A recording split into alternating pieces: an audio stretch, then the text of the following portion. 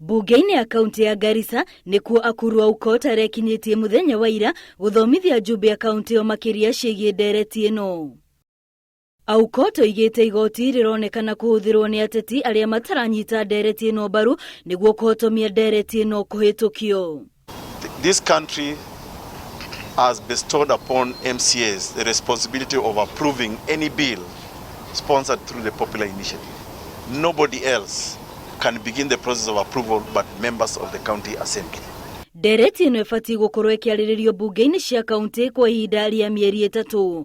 Aukot akiuga igoti rĩtinarũmĩrĩra watho rĩgĩtua itua rĩa kũheana thikũ 14 nĩguo arĩa magwetetwo ciira-inĩ ũcio makorwo maheana macokio mao kũrĩ igoti. You cannot amend constitutional timelines by way of an order. The constitutional timeline given to the county assemblies is static.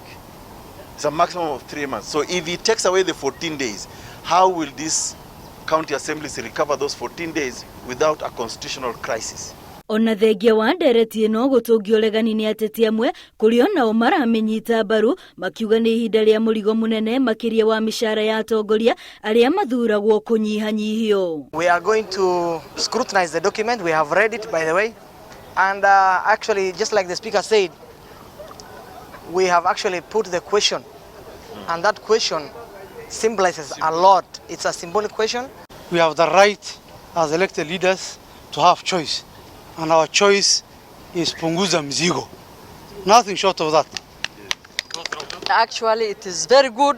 It has a lot of good things, and as a county assembly of Garissa, we are ready to implement it when it comes its time. Hamwe na mendekithia mangĩ marĩa marĩ Ndereti-inĩ ĩno nĩ kũnyihanyihia iturwa cia atongoria a gũthukio.